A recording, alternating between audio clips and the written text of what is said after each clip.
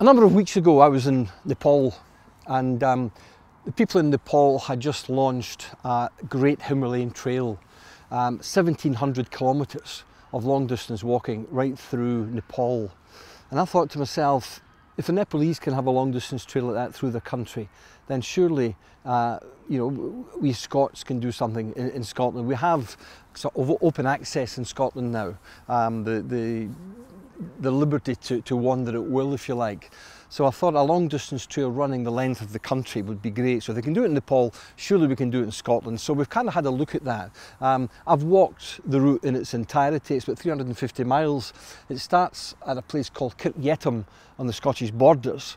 And we chose Kirkyetum because that's the northern terminus of the Pennine Way, which starts in Edale, of course, and goes right up the spine of England, right at the backbone of England into the Scottish borders. So it starts at Kirkyetum, wanders up to Edinburgh, and then from Edinburgh it kind of goes across country following the Union Canal and the Forth and Clyde Canal to just north of Glasgow, and then we cut in a sort of away to the northeast up towards Speyside, and then from Speyside we head up through the Highlands to Cape Wrath. So it takes in the best aspects of Scotland, the rolling hills of the borders, some lovely areas of the Central Highlands, visits both Scotland's national parks, Loch Lomond and Trossachs National Park and the Cairngorms National Park, and then goes through an area I always think is the finest area of Britain, the sort of northwest Scotland and Sutherland, and finishes at Cape Wrath, the most northwesterly point on the British mainland.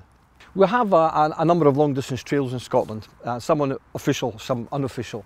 But in 2003 we had an act of legislation passed which basically gave people the right to walk anywhere. There's no law of trespass in Scotland, and you can also camp wild in Scotland provided you're outside of houses and roads. So that's ideal for the long distance backpacker. And we don't have a trail that runs the length of the country, and I felt that's something that's really missing.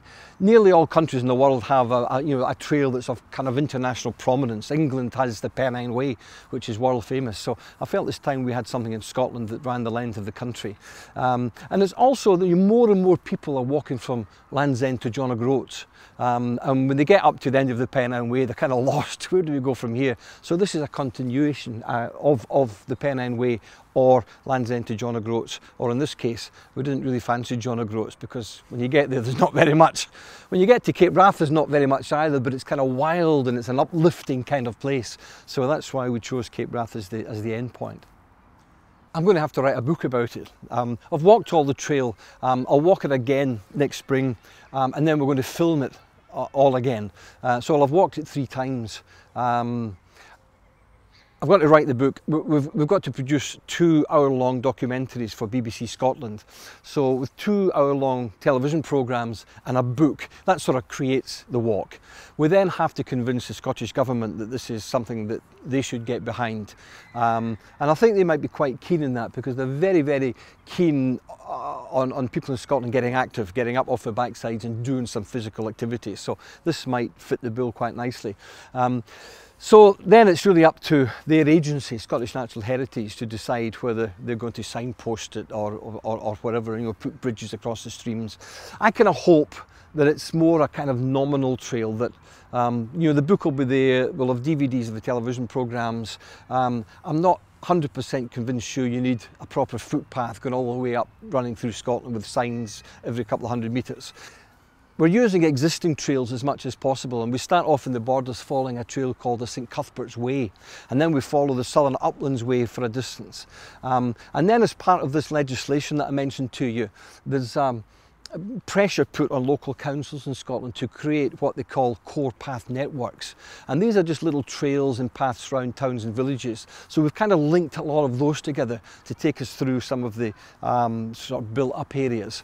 So there's a lot of work to be done convincing politicians, convincing bureaucrats that this is something worth supporting.